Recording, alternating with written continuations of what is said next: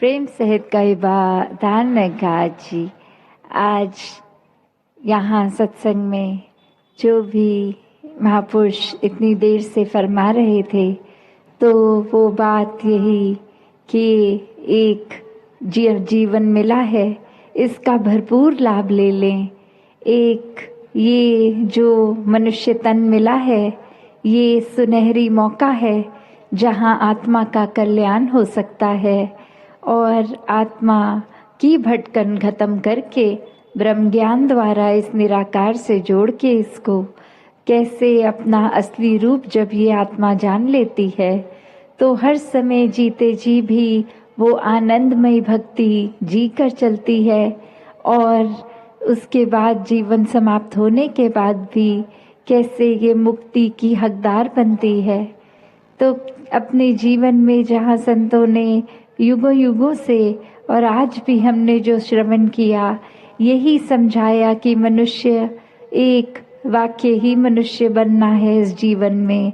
सिर्फ शरीर रूपी इंसान नहीं, कर्मों से, भावों से, मानवीय गुणों से इस परमात्मा के साथ एक होके मनुष्यता जो आएगी वही असली मनुष्यता है।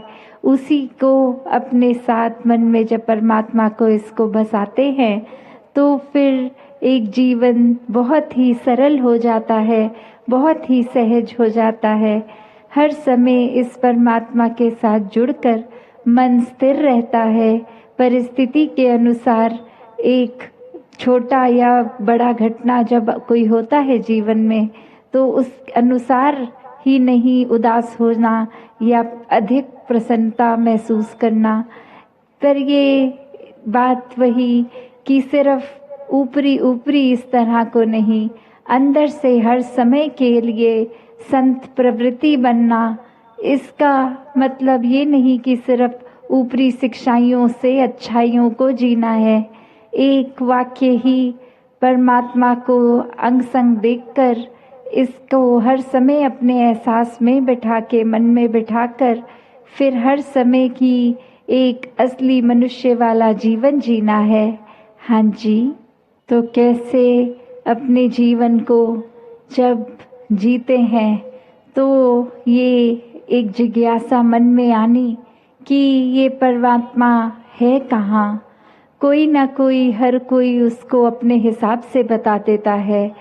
कोई कहता है ऊपर आसमान में परमात्मा है, कोई कहता है कि एक ही जगह पर वो है, कोई कुछ बताता है, कोई कुछ। तो बात वही जो अक्सर एक कहा जाता है कि वस्तु कहीं ढूंढत कहीं। तो ये बात कि एक कोई चीज़, जैसे एक कहानी का सहारा लेके दासी ये बात बोलेगी कि एक बुजुर्ग महिला अपने घर के बाहर बहुत देर से कुछ ढूंढ रही और कोई आकर उसको कहते हैं, अम्मा क्या ढूंढ रही हो? वो कहती है आगे से, मेरी एक सुई गुम गई है। तो वो बारीक सुई और वो स्थान इतना बड़ा, और वो व्यक्ति भी उस बुजुर्ग महिला की मदद करने में लग जाते हैं। बहुत देर ढूंढने के बाद कहते हैं, हमको नहीं मिल पा रही आपकी सुई। और वो कहते हैं कि वैसे वो जगह एग्जैक्टली कहाँ थी जहाँ से वो सुई आपके हाथ से नीचे गिर गई?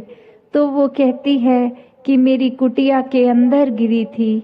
और अब वो इंसान बहुत हैरान, और वो कहता है कि कुटिया के अंदर सुई गिरी थी तो कुटिया के बाहर उसको क्यों ढूंढ रहे हो? तो वो उत्तर देती कि मेरी कुटिया में बहुत अंधेरा है, अगर मैं अंधेरे में एक ज़मीन पे अपना हाथ हिलाऊंगी तो सुई जहाँ होगी मुझे चुभ जाएगी, मुझे खून आ जाएगा, मुझे दर्द होगी। तो इसलिए जहाँ बाहर कुटिया के रोशनी है तो वहाँ ही अपनी सुई ढूंढ रही हूँ। तो ये व्यक्ति जब ये बात सुनता है तो जहाँ उसको हंसी भी आती है कि कहाँ पे वो सुई गिरी है और ये कहाँ ढूंढ रहे हैं, उसी के साथ साथ ये एहसास कि एक जीवन में कोई भी चीज़ जैसे जहाँ है उसको वहाँ नहीं ढूंढा जा रहा, कहीं और ढूंढा जा रहा है। तो वो एक हम कोई भी धर्म ग्रंथ खोल के देख लें, उसमें क्या बताया गया है कि परमात्मा कहाँ है, तो परमात्मा हर कोई वेद ग्रंथ यही बताता है कि ये तो नज़दीक से भी नज़दीक है, सर्वत्र है, कण कण में है, ये समय के साथ नहीं बदलता, ये अपनी जगह पे स्थिर एक जैसा कायम दायम युगों युगों से है। सृष्टि एक ब्राह्मण के जब रचना नहीं थी तब भी ये था, और सब जब माया रूप खत्म हो जाएगा संसार का तो भी इसी ने रहना है। तो कैसे ये जो परमात्मा है, इसी के एक असली पहचान ये सच्चाई है, ये ही एक सच्चाई, बाकी दुनिया की हर चीज़ ने एक बदलते रहना है, सिर्फ इसी ने कभी नहीं बदलना। तो ऐसे परमात्मा की परिभाषा हर एक धर्म ग्रंथ समझाता है, और वही कि अब इंसानों में ये भरम भुलेखे, कोई अपने मुताबिक परमात्मा को कहाँ बता रहा है और कोई कहाँ। तो जो चीज़ जहाँ है उसको वहीं ढूंढें, वरना कोई लाभ नहीं होगा अगर कहीं और ढूंढने लग पड़े। तो ये तो हर समय अंग संग है, हर जगह है, तो जहाँ ढूंढेंगे वहीं है। तो बस बात वही कि सही जगह सिर्फ ये प्रश्न पूछकर कि परमात्मा कहाँ है, और ये ब्रह्म ज्ञान ही है जिसके द्वारा ये निराकार अंग संग दिखाया जाता है। हाँ जी, तो फिर कैसे अपने जीवन में जब ये सच्चाई, ये परमात्मा का जो असली एक रूप है, ये विराट रूप, जब ये एक जीवन में इसको देख लेते, कोई आकार नहीं है, जब इसको देख लेते हैं, इसको समझ के अपने दिल में बसाते हैं, तो फिर इस प्रभु से वाक्य ही असली रूप के इसको प्यार हो जाता है, और इसकी बनाई हुई पूरी दुनिया से प्यार हो जाता है।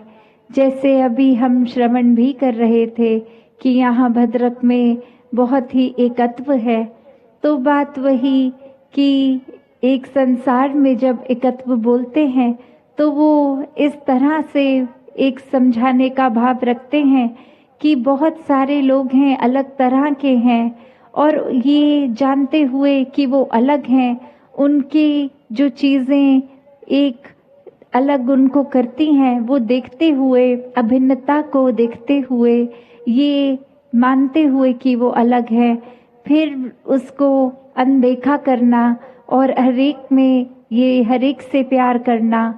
पर संतों की दृष्टि ऐसी होती है, उनको तो अभिन्नता नज़र ही नहीं आती। वो हर शरीर में चाहे शक्ल रूप अलग, पहनना खाना अलग, जिस तरह की भी उनकी बोली भाषा या कोई भी और तरीके का अभिन्नता है, ये संत फिर वो अभिन्नता संतों की नज़र देख ही नहीं पाती। संत तो सिर्फ परमात्मा ही हर एक के शरीर में देखते हैं कि ये सब चलते फिरते परमात्मा है। तो बात वही कि एक नज़र तो ऐसी जो अभिन्नता पहले देखती है, और फिर वो अभिन्नता को ना ये आंख बंद कर लेना उस पे, और एक नज़र ये कि अभिन्नता नज़र ही ना आनी, तो वो फर्क। तो कैसे अपने जीवन में जब अभिन्नताएं हमें नज़र आनी बंद हो जाती हैं, ये ज्ञान की दृष्टि से ही संभव है। ब्रह्म ज्ञान की नज़र से जब हम हर किसी को देखते हैं तो वाकई ही सब एक समान होते हैं। फिर कोई अमीर गरीब नहीं, कोई एक रंग का फर्क नहीं, कोई भी तरह की, और जो इंसानों ने खुद कारण बना लिए हैं एक दूसरे से नफरत करने के, वो सारी अभिन्नताएं ही खत्म।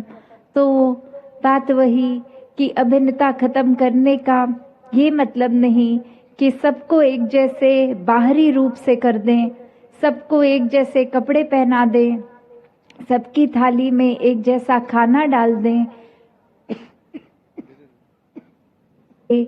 अभिन्नता उस तरह नहीं कि ये एकता होने के लिए एक जैसा रूप करना, कोई यूनिफॉर्म की तरह हर जन को नहीं एक जैसा, एक रेप्लिका एक दूसरे का बनाना, एक फोटोकॉपी की तरह नहीं, पर हर एक को जो करना है, जिस तरह करना है, जो उनका कल्चर है, जहाँ उनकी आस्था है, वो करते हुए भी ये एकता स्थापित करनी। क्योंकि जब हमारा मन ही इस परमात्मा के साथ